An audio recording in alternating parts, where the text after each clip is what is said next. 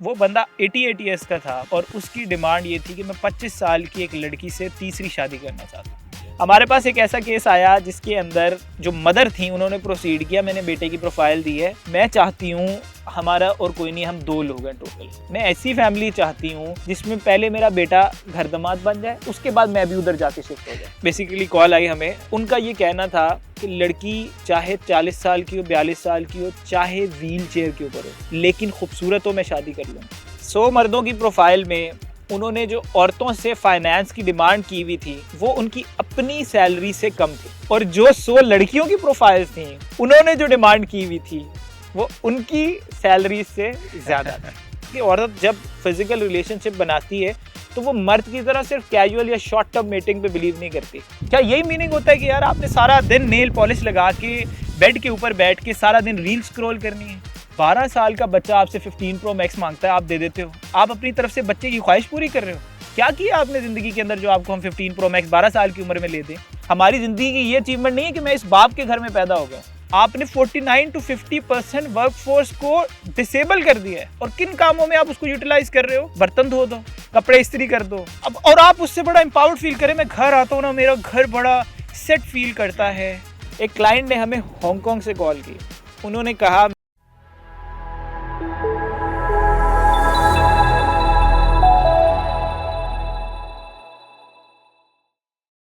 अगलब शेर, welcome back. और पिछले पॉडकास्ट के बाद बहुत से सवालात ऐसे हैं जो मेरे माइंड में दोबारा से आए हैं और हम उसको मेरे ख्याल में आज के पॉडकास्ट में लेके चलेंगे। सर खुल के करें, आपको तो वैसे ही खुली इजाज़त है, शुरू से आपको पता है, और आप भी इस चीज़ का बिल्कुल लिहाज नहीं करते। डन ऐसे ही करते हैं। तो स्टार्ट करते हैं कि आपकी जो मैरिज एजेंसी है उसमें बहुत सी चीज़ें, बहुत से क्लाइंट्स जो हैं बड़े अजीबो गरीब किस्म की एक्सपेक्टेशंस लेके आते होंगे। तो कुछ एक्सपेक्टेशंस ऐसी बताएं जो बहुत ही अनरियलिस्टिक हैं, जो बहुत काइंड ऑफ लोगों को जो है हमें समझाने की ज़रूरत है कि यार ये अनरियलिस्टिक अप्रोच के साथ नहीं चलना, हमें रियलिस्टिक अप्रोच के साथ चलना है। देखिए, समझाने की बात जो आप कर रहे हैं ना, समझना तो कोई नहीं चाहता, और ना हम भी वैसे उस ड्राइविंग सीट पे नहीं जाना चाहते कि हम समझाएं। बस अगर आप ये लोग ना शीशे में ख़ुद को देख लें एक दफ़ा, ठीक है, जो वो ख़ुद हैं और जो उनकी डिमांड्स हैं, ठीक है, तो इनको बहुत हद तक ना ये उस चीज़ को कॉन्क्लूड कर जाएंगे, क्योंकि उन लोगों को भी पता है, ऐसा नहीं है कि उनको इल्म नहीं है जो वो मांग रहे हैं।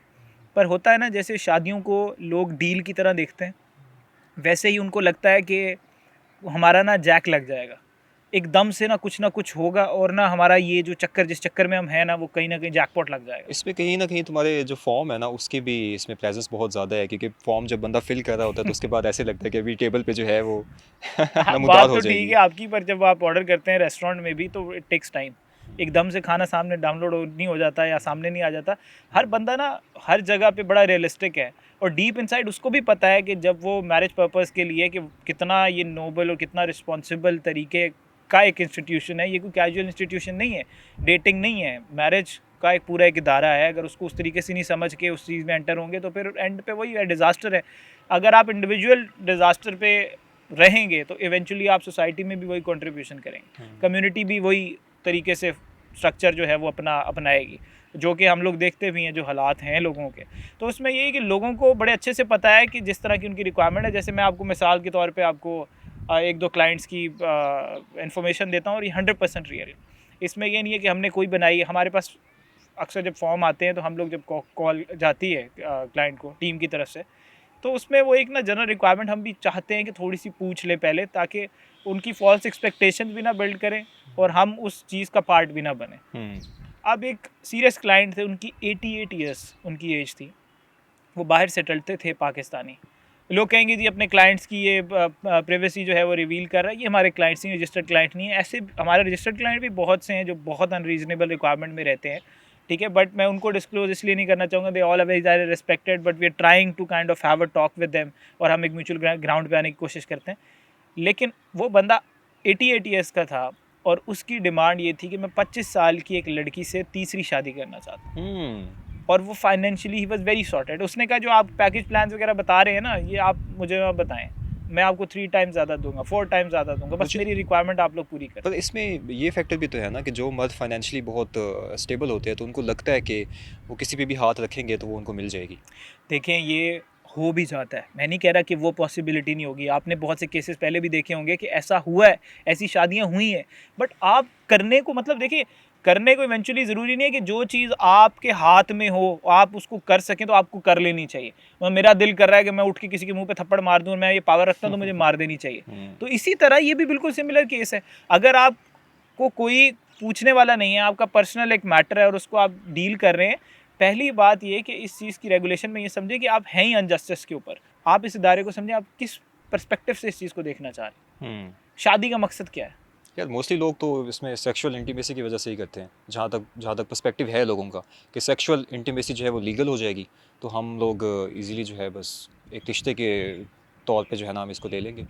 सर देखिए, इसमें सेटिस्फेक्शन आप मर्द के पर्सपेक्टिव से देख रहे हैं, औरत के पर्सपेक्टिव से आप सेटिस्फेक्शन नहीं देख रहे, उसकी सेक्सुअल सेटिस्फेक्शन किधर गई, ये अनजस्टिस नहीं। इसमें दोनों की होगी ना।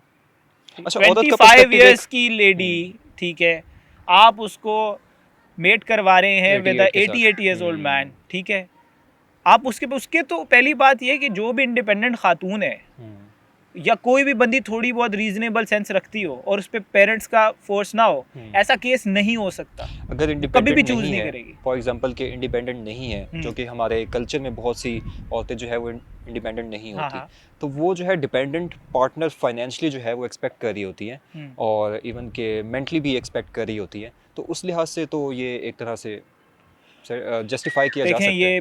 ये पावर शो के पर्सपेक्टिव ये पावर शो है। आप इस चीज़ को अगर थोड़ा सा इसको ब्रेक डाउन करेंगे ना, इंडिपेंडेंट क्यों नहीं है, घूम फिर के पता लगेगा जो मर्द जो सरबराह बना हुआ है घर का, उसकी वजह से ही ये डिपेंडेंसी क्रिएट हुई है। अगर वो रूम मिलेगा और वो अपने आप को समझने की कोशिश करेगी, एनालाइज करेगी सिचुएशन को, उस पर काम करेगी, तो वो कभी भी एक 25 साल की लड़की किसी 88 ईयर्स ओल्ड मैन के साथ शादी नहीं करेगी। उसकी करवाई जा रही है फॉर फाइनेंशियल गेन, पर आप अगर वो थोड़ी बहुत समझ रखती है, उसको इतना शऊर है और इतनी उसके अंदर तालीम है, तो वो बंदी चाहे आप करवा भी रहे हो ना, तो she won't buy it, right. तो ये बेसिक बात है। बट बात वही है कि अगर आपने उस हायरार्की को सेट कर दिया है कि जिसके अंदर वो ही सारा रोल प्ले कर रहे हैं, बाप रोल प्ले कर रहा है, वो डिसाइड कर रहा है कि आप मेरी बेटी का फेट क्या होगा, भाई करते हैं माँ बाप, बहुत से लोग करते हैं, और कुछ लोग बच्चे बहुत ज़्यादा खुश भी होते हैं कि जी मेरे माँ बाप ही मेरी तकदीर लिखेंगे कि किस तरह के पार्टनर से रहेंगे। उनको लगता है कि माँ बाप जो हमारे लिए फ़ैसला लेंगे, रिलीजियस पर्सपेक्टिव से वो कहते हैं कि जो हमारे लिए माँ बाप फ़ैसला लेंगे तो वो सही होगा। लेकिन उसमें फिर लोग कहते हैं ना, शादी एक गैम्बल है, ये तो जुआ है, तो वो फिर जुआ ही लगेगी ना। जब आप एक ऐसे देखें, माँ बाप हैं, आप तो फिर अरेंज मैरिजेस एक तरह से गैम्बल ही हुए ना, कि जो भी अरेंज मैरिज करते हैं तो वो मैं तो बिल्कुल इस हक में नहीं हूँ, अरेंज मैरिज इसके हक में मैं पर्सनली तौर पे बिल्कुल भी नहीं। उसकी रीज़न आप समझें, देखिए आप क्या समझते हैं कि ये क्या पॉसिबल है कि आप एक बंदे से नहीं मिले, आपको उसकी बात नहीं पता, आप उसको समझ नहीं पा रहे, तो आप ऑफ कोर्स एक फ्लेक्सिबिलिटी या एडजस्टमेंट के मोड में आप पहले से प्री प्लान हो जाएंगे मेंटली। आप मेंटली कहेंगे कि कहीं ना कहीं मुझे उसके अकॉर्डिंग एडजस्ट होना पड़ेगा, क्योंकि यू डोंट इवन नो कि where you are getting in, ठीक है। अब इस तरह की शादियों पे बच्चों को आजकल खड़े होना चाहिए और समझना चाहिए। पहली बात, हम लोग क्या करते हैं, लड़की है वो हर तरफ से पढ़ लिख जाएगी, उसने डिग्री भी कर ली, यूनिवर्सिटी में ओवरऑल तालीम भी हासिल कर लेगी, इंडिपेंडेंट भी हो जाएगी, फाइनेंशियली जॉब भी कर रही होगी, overall she is doing really good.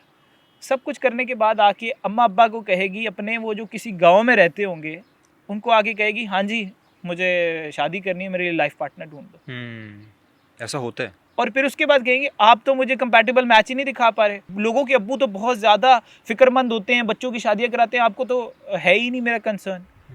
कैसे होगा किसी के बाप को कंसर्न, वो कैसे आपकी एक्सपेक्टेशंस को मीट करेगा, जिसकी अब माइंडसेट का ग्रोथ अब नहीं है, वो आप उसको आउटग्रो कर गए, हर तरह से कर गए, तो आपका पार्ट नहीं बनता था कि आपको अगर कोई यूनिवर्सिटी में कोई ठीक लग रहा है तो you may be open up for it, आप उससे बात कर लो। आप हर जगह मॉडर्न हो गए, आपने तालीम भी हासिल कर ली, आपने वो अपनी वो कॉम्प्रोमाइज़ की, अब आप जाके गांव में सेटल करो कि उस किसी और ऐसे लड़के के साथ जो तालीम याफ्ता नहीं है।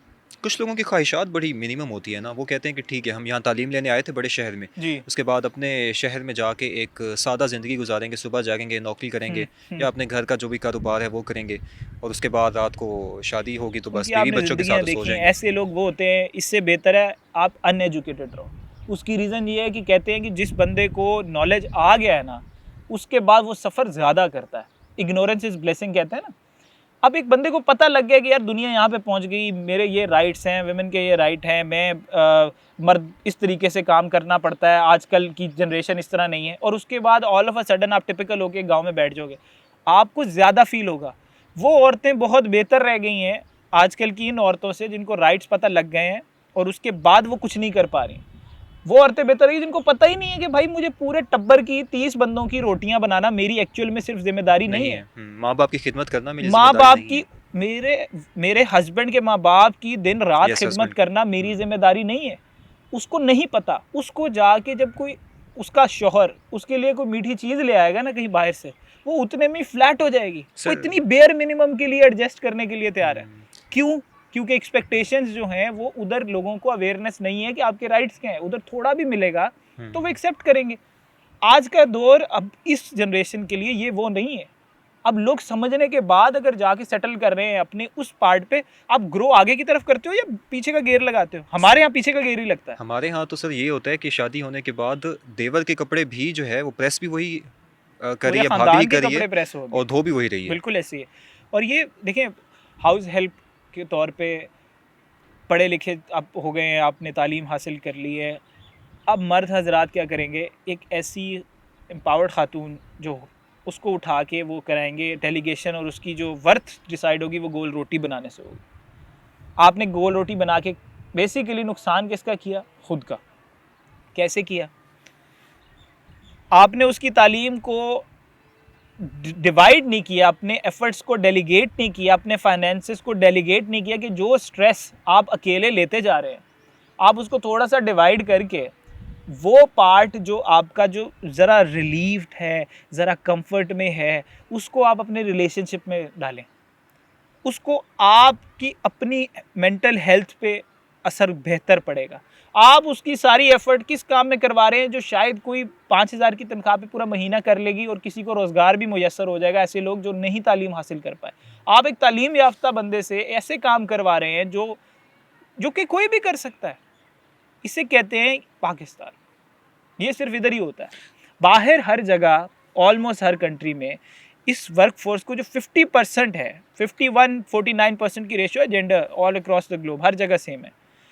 इस सिनेरियो के अंदर आपने 49 to 50% वर्क फोर्स को डिसेबल कर दिया है, हैंडीकैप कर दिया है। और किन कामों में आप उसको यूटिलाइज कर रहे हो? बर्तन धो दो, कपड़े इस्त्री कर दो। अब और आप उससे बड़ा एम्पावर्ड फील करें। मैं घर आता हूँ ना, मेरा घर बड़ा सेट फील करता है। और भाई घर आपका सेट फील करता है, आप अपने आप को सुबह से लेकर रात तक जो रगड़ते हो और उसके बाद कोसते और वो फ्रस्ट्रेशन की यार मैं सारा दिन काम करके आता हूँ। तुझे किसी ने कहा है तू सारा दिन काम कर? अच्छा, इसमें अगर हम ये तो हमने एक तालीम याफ्ता औरत की बात कर ली ना, मिसाल के तौर पे कि एक तालीम याफ्ता औरत नहीं है और अगर वो ये घर के काम वगैरह जो है वो कर रही है, तो इसमें क्या पर्सपेक्टिव है? आप देखो, मैं इस अंडर एस्टिमेट इस चीज़ को नहीं कर रहा कि आप घर का रोल पार्ट ना प्ले करें, बट बात ये इसको रोल्स के साथ एसोसिएट ना करें। जब आप जिस तरह मैं ये कह रहा हूँ कि बाहर के काम को मर्दों के साथ एसोसिएट करें, उसी तरह औरत के घर के काम एसोसिएट ना करें। मर्द अगर आता है और वो फ्री है तो वो भी कर ले। बात ये इसको जेंडर के साथ एसोसिएट ना करें, चाहे कोई तालीम जेंडर की association what do you think कहाँ से आई है, कब और आई इसके है? अंदर मैं आपको एक और बात बताऊँ, आपको क्या लगता है पाकिस्तान में सारे पढ़े लिखे हैं जो बंदे अर्न कर रहे हैं? मेरे ख्याल से जो नहीं पढ़े लिखे वो पाकिस्तान में ज़्यादा अर्न कर रहे हैं। जो लोग पढ़े लिखे लोगों से जो नहीं पढ़े लिखे वो पाकिस्तान में ज़्यादा अर्न करते हैं। इसी तरह बहुत से काम ऐसे भी हैं औरतों के जो नहीं तालीम याफ्ता, बट वो बहुत से स्किल्स के साथ अपना फाइनेंस ग्रो कर सकती हैं, हमारी इंडस्ट्री के अंदर इनेबलमेंट कर सकती हैं, हमारी financial growth as a whole country बेहतर हो सकती है, क्योंकि हम सिर्फ उनसे वो काम नहीं करवा रहे जो हमें करवा लेने चाहिए। बट मिसाल के तौर पे अगर एक औरत जो है वो हाउस वाइफ बनना चाहती है हाँ। शादी के बाद, तो is it a right thing? और जिस तरह आप बता रहे हैं तो इस तरह से ऐसा एक विजन आ रहा है कि ये शायद सही नहीं है। देखिए, हाउस वाइफ बनना चाहते, हाउस वाइफ बनना क्या होता है? अगर आप शादी को थोड़ा सा ब्रेक डाउन करें ना, सॉरी, मैं इसको थोड़ा सा और इलेबोरेट करता हूँ कि जी। हाउस वाइफ किस पर्सपेक्टिव में मैं कह रहा हूँ। वो मैं इसमें कह रहा हूँ कि वो बाहर के काम नहीं करना चाहती, वो फाइनेंशियली इंडिपेंडेंट नहीं होना चाहती। ऐसी औरतें हैं हाँ, जिनको काम नहीं करना पसंद। जिनको काम करना नहीं पसंद, घर के काम करना पसंद है, बाहर के काम करना नहीं पसंद। देखें, उसके अंदर यही है कि ये जो शाही प्रोग्राम है ना, ये आप चलाते रहेंगे, औरतें भी चला रही हैं। मैं उनको इस बात से बिल्कुल अकाउंटेबल करूँगा कि कुछ लोगों को जेन्युइनली काम करने से भागते हैं। उनको वेल सेटल्ड फाइनेंशियली सॉर्टेड मर्द चाहिए ताकि वो जो अपने बाप के पैसों से बड़ा प्रिविलेज होके हाँ, बिल्कुल। अपने घर में बिल्कुल सुकून से 10-10 मेड्स के साथ बैठी हैं। इसमें वो कैटेगरी भी है औरतों की जो जिनको एज से फ़र्क नहीं पड़ता। जैसे हमने जहाँ से हमारा ये स्टार्ट हुआ है सारी कन्वर्सेशन कि 88 साल के बंदे ने जो है 25 साल का उसको रिश्ता चाहिए, तो अक्सर ऐसी लड़कियाँ भी अवेलेबल हैं जिनको इस चीज़ से फ़र्क नहीं पड़ता। काम करने की जो सबसे बुरी डेफिनेशन आप सिर्फ एसोसिएट कर सकते हैं ना, तो वो कर सकते हैं पैसे के साथ। काम सिर्फ इसलिए होता है कि सिर्फ पैसे के लिए होता है। एक इंटरेस्टिंग बंदा ऐसा जिसको काम करना पसंद हो ना, आप उसे फ्री भी रख लोगे ना या फ्री भी कहोगे, वो मतलब बैठते नहीं है। कुछ लोगों को काम करना पसंद होता है उनकी मेंटल प्रोडक्टिविटी के लिए, उनकी अपनी लाइफ में मीनिंगफुल के लिए। क्या यही मीनिंग होता है कि यार आपने सारा दिन नेल पॉलिश लगा के बेड के ऊपर बैठ के सारा दिन रील स्क्रॉल करनी है? क्या ये मीनिंग है आपकी लाइफ का? क्या ये इंडिविजुअलिटी है कि जी मैं क्या हूँ, मैं बाय प्रोडक्ट हूँ अपने उस शौहर की जिसने सारी उम्र पैसा कमाया और उसके बाद मुझे पैसे की कीमत पे ख़रीद लिया? और वालदैन की वालदैन असल में बेसिकली होता यही है। एक बाप होगा, उसकी अपनी हसरतें पूरी नहीं हुई होती, वो जवानी बहुत ज़्यादा खूब पीसता है, मेहनत करता है, उसके बाद उसको एक मकाम मिलता है। बट वो कहता इवेंचुअली है इसमें जो मर्द है ना, जो बाप है, उसका तो पर्पस डिफाइन है ना, मीनिंग उसकी लाइफ में तो है अवेलेबल। उसकी लाइफ मीनिंग इसलिए कि वो लैक करता था। बाप ने मकसद को अपना जो उसने स्ट्रगल देखी, उसने उस पर काम किया, उसके बाद उसने अचीव कर लिया। अब वो कह रहा है जो मेरे साथ जो मेरी हसरतें पूरी नहीं हुई ना, वो मैं अपनी औलादों की पूरी करूँगा। अब वो जब औलाद की हसरत पूरी करने लगता है ना, वो औलाद के साथ अनजस्टिस कर जाता है, इसलिए कि यार लाइफ में उनको सिखाओ कि भाई उनकी एक इंडिविजुअलिटी है। 12 साल का बच्चा आपसे 15 प्रो मैक्स मांगता है, आप दे देते हो। आप अपनी तरफ से बच्चे की ख्वाहिश पूरी कर रहे हो। मैं ऐसे लोगों को भी जानता हूँ जिन लोगों के पास बेहतरीन पैसा है, अच्छा खासा पैसा है, और वो बच्चों को बिल्कुल डिसिप्लिन में रखते हैं कि बच्चे आपको क्यों चाहिए 15 प्रो मैक्स फ़ोन? क्या किया आपने ज़िंदगी के अंदर जो आपको हम 15 प्रो मैक्स 12 साल की उम्र में ले दें? थोड़ा सा इस चीज़ की जब रेगुलेशन आती है, जब समझ आता है कि बच्चों को समझ आए कि भाई हमारी ज़िंदगी की ये अचीवमेंट नहीं है कि मैं इस बाप के घर में पैदा हो गया हूँ, सिर्फ इसीलिए नहीं मैं बड़ा हीरो बन गया हूँ कि यार मुझे मेरी लक इतनी अच्छी थी कि मैं अब वो इनेबलमेंट कहे कि बेटा मैंने अपने लिए किया, आई एम वेल सेटल्ड अल्हम्दुलिल्लाह। तुम्हें कभी ज़रूरत महसूस होगी या गाइडेंस चाहिए होगी या ओवरऑल कोई सपोर्ट चाहिए होगा for the things you actually want to do, I am there for you. Yes, privilege ये है कि आप रेस में थोड़ा सा एक स्टेप आगे से स्टार्ट करोगे। बिल्कुल। देखें, आपको आसानियाँ मिलती हैं, आप बाय करते हो, बट मैंने ऐसे लोगों को भी देखा है जो जिनके पास, बल्कि आप भी आई एम श्योर एग्री करेंगे इस चीज़ से, कि जिन लोगों के पास नहीं है वो मैंने इतने मेहनती नहीं देखे जितने अमीर लोग देखे। हाँ एग्जैक्टली, यस आई एग्री। और उनके बच्चे भी, अमीरों के बच्चों को मैंने ज़्यादा स्ट्रगल करते हुए देखा है जितनी गरीब करते हैं।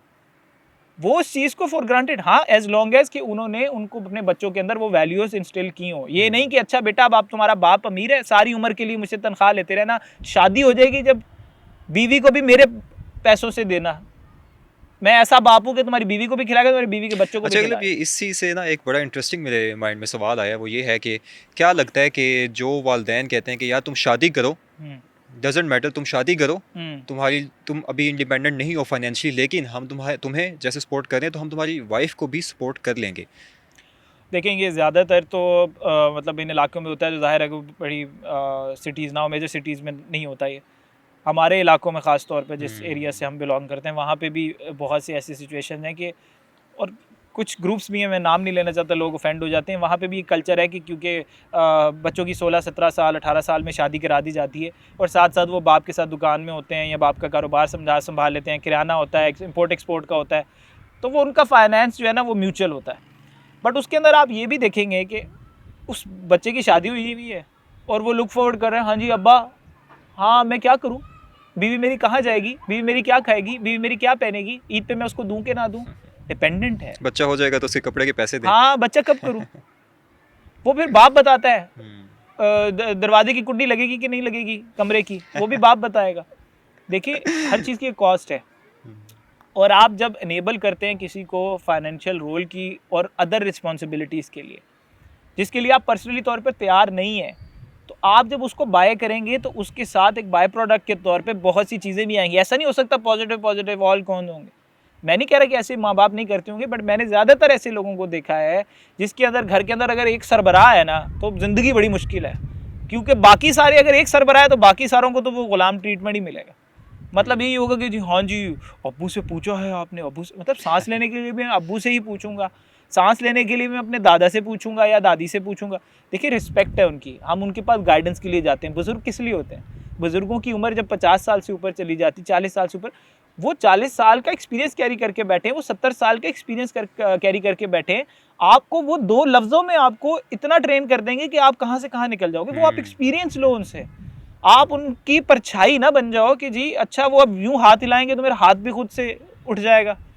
अगर गलत है तो उनके गलत को गलत ही ना कहो। बिल्कुल गलत को गलत, बल्कि ये मैं दीनी पर्सपेक्टिव से ज़्यादा बात नहीं करता। हमारे यहाँ इस चीज़ को थोड़ा गलत रंग दिया जाता है कि दीन में ये कि माँ बाप की बिल्कुल पैरवी करो, इताअत करो, हालांकि ऐसा नहीं है। बिल्कुल। रिस्पेक्ट ज़रूर करो, उनको वर्ड्स उनके अपने बिल्कुल केयरफुली चूज़ करो, उनको कभी भी डिसरिस्पेक्ट ना करो किसी भी सिचुएशन में। बट ऐसा नहीं है कि आप डिसएग्री नहीं कर सकते उनसे। There are many ways, there are many techniques which you can use to kind of convey your particular point. मतलब 4-5 और इस तरह के कोई इंटरेस्टिंग एक्सपेक्टेशंस बताएं ना लोगों लोगों का मैं आपको एक रीसेंट एंडोर्समेंट देता हूँ। अभी मैं बड़ा प्यारा सा लॉन देख पा रहा हूँ पीछे बिल्कुल आपके फ्रेम में। हमारे पास एक क्लाइंट है, उनको रेंटेड अपार्टमेंट में रहते थे और उनका कहना था कि ना मेरी शादी आप प्लीज़ वहाँ कर दें जहाँ पर ना एक बड़ा सा लॉन हो उनका और उसमें ना बच्चे खेल सकें।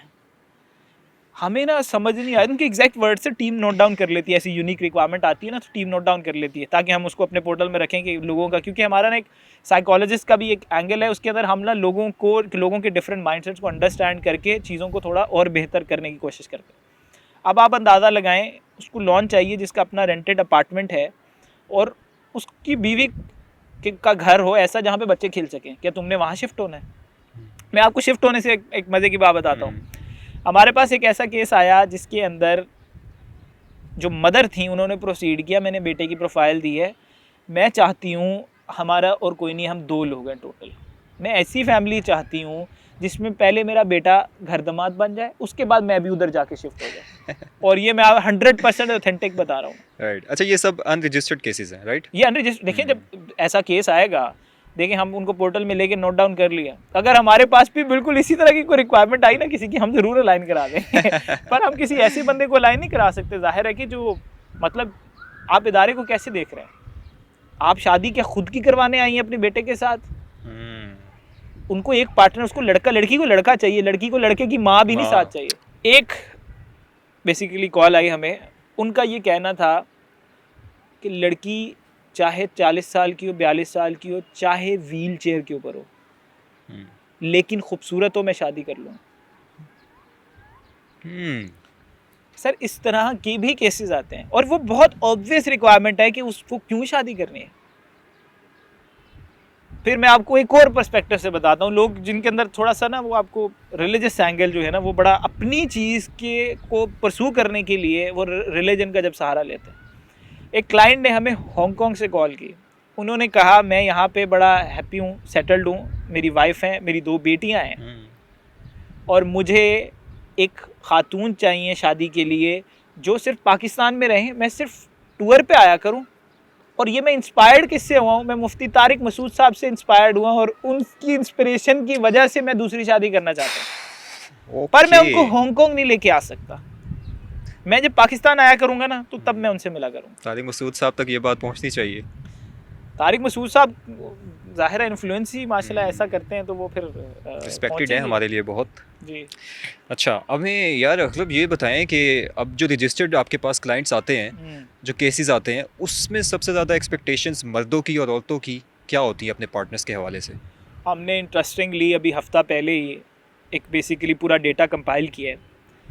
उसके अंदर हमने अपने 100 रजिस्टर्ड क्लाइंट्स की रिक्वायरमेंट को सिर्फ फाइनेंशियली देखा है और आपको बड़ी इंटरेस्टिंगली, जो कि कहीं ना कहीं ऑब्वियस भी है, 100 मर्दों की प्रोफाइल में उन्होंने जो औरतों से फाइनेंस की डिमांड की हुई थी वो उनकी अपनी सैलरी से कम थी और जो 100 lड़कियों की प्रोफाइल्स थी उन्होंने जो डिमांड की हुई थी वो उनकी सैलरी से ज़्यादा थी।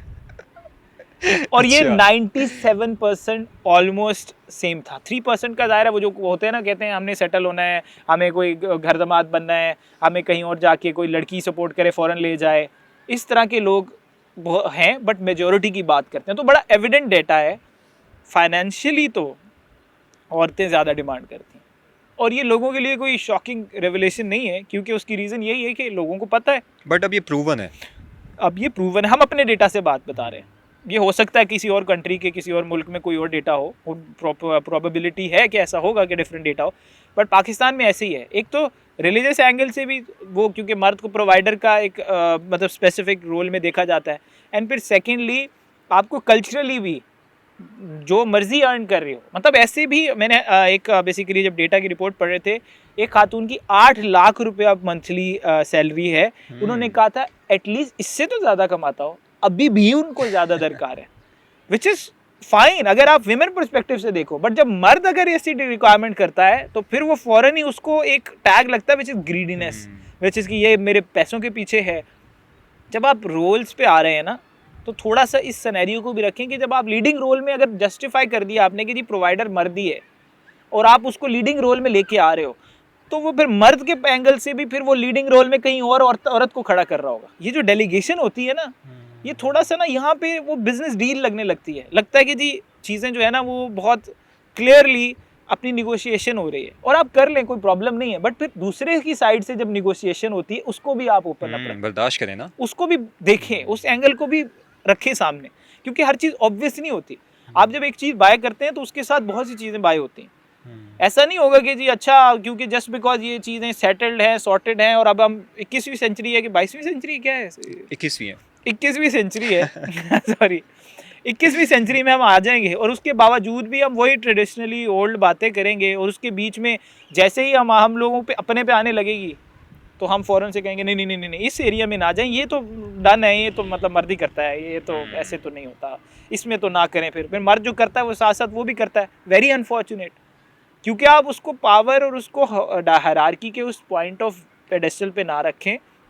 थोड़ा सा जहाँ पे अगर आपको लगता है हाँ कुड बी नीड कि वही बात है, आपने स्किल सेट नहीं हुआ और आपकी अदर कंपैटिबिलिटी है, यहाँ पे ये बात ही नहीं हो रही कि 30,000 कौन कमाता है ज़्यादा या 40,000, but if you guys both can manage तो उसको कर लें।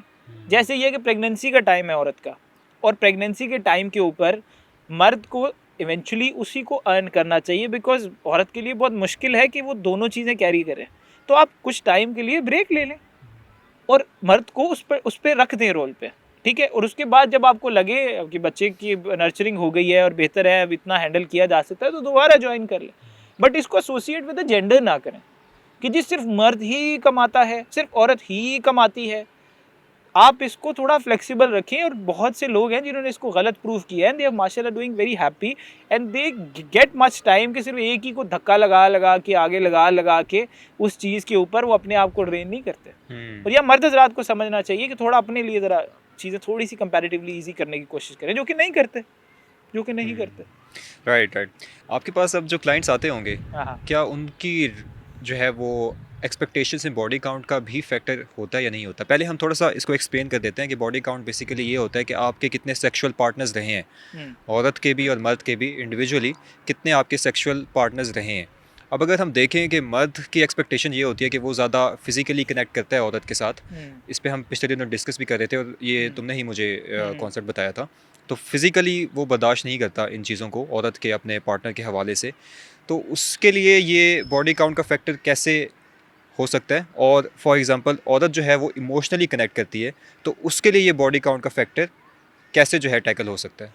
देखिए पहले तो अंडरस्टैंड करें ना बेसिक रिक्वायरमेंट के तौर पे। अंडरस्टैंडेबल बात है जो मैं प्रीवियस बात में कर रहा था कि बहुत अरसे से हंटिंग गैदरिंग के या पिछले सारे जितने एक्सपीरियंसेस देखते हैं लोगों के, हम थोड़ा सा डेटा अगर पीछे का थोड़ा सा फरोलें तो आपको ये आइडिया ज़रूर हो जाएगा क्लियरली कि अच्छा मर्द को ये रोल दिया गया था, ठीक है।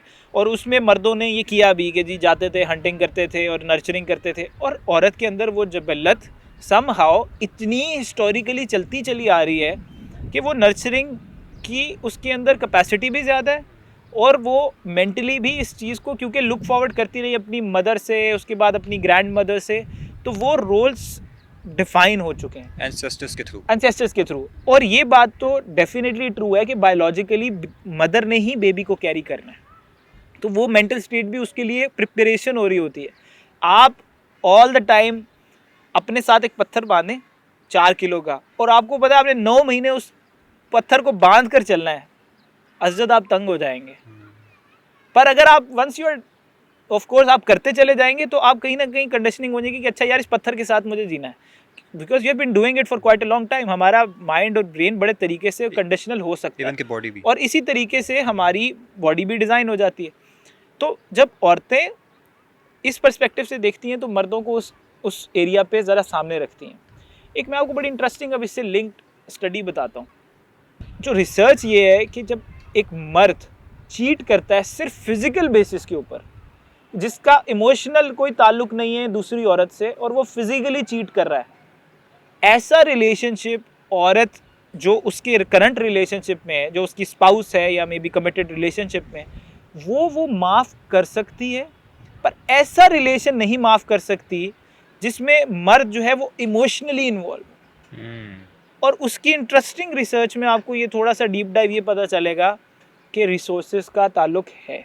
इसमें औरत का भी तो होगा, क्योंकि फिजिकल में मर्दों के पर्सपेक्टिव से आप ये समझें कि वो औरत को भी पता है कि that is a short term, इसमें मेरे फाइनेंस स्प्लिट नहीं हो रहे, मेरी जो बच्चों का जो सर्वाइवल है वो स्प्लिट नहीं हो रहा, टाइम मेरा स्प्लिट नहीं हो रहा, that was a short time, he is regretful, I will forget, दोबारा ना करना। जब वो इमोशनली अवेलेबल नहीं है उसके लिए और वो दूसरी के पास अवेलेबल है इमोशनली, फिर रिलेशनशिप नहीं चलता। ये क्लियर डेटा है।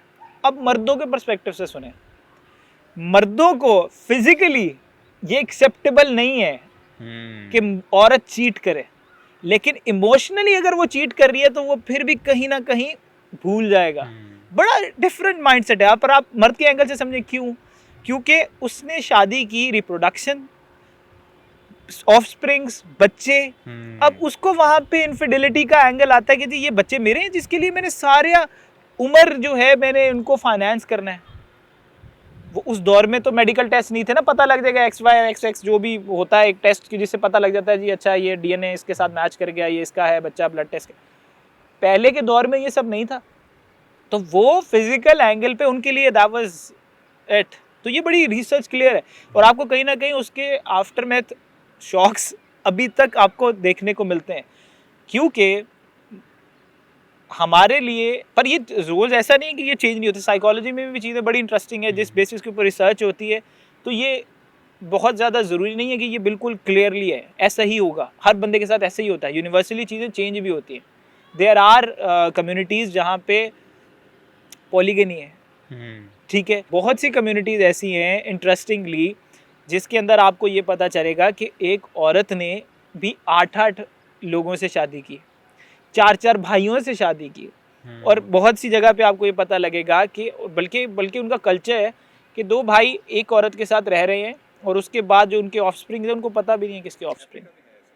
तो आप डिफरेंट जगह पे डिफरेंट सोसाइटी, तो ऐसा नहीं होता कि ऑब्वियस कर ले हम ह्यूमन नेचर के साथ इसको एसोसिएट करेंगे, ह्यूमन ऐसे ही होते हैं, बस बिकॉज हम बायोलॉजिकली, कल्चरली, रिलीजियसली हम बहुत सी चीज़ों से इतना बाय प्रोडक्ट बन गए होते हैं कि sometime we don't even know कि हम सबकॉन्शियसली हाईजैक्ड हैं कुछ कॉन्सेप्ट्स के थ्रू, जिसकी वजह से हम सर्टेनली ऐसे बिहेव करते हैं। Right, very interesting. अगला लास्ट क्वेश्चन है और इसी से रिलेटेड है कि जिन लोगों के मल्टीपल पार्टनर्स होते हैं, चाहे वो मर्द है चाहे वो औरत है, तो उसके लिए क्या इमोशनल कनेक्शन अपने पार्टनर के साथ बनाने में मुश्किल होती है उसको, या फिर उसके लिए इतना मुश्किल नहीं है? ये देखिए, मैंने जैसे आपको मेंशन किया, आपको उसी से आंसर मिल जाना चाहिए कि मर्दों के लिए ये चीज़ और है और औरतों के लिए और चीज़ है।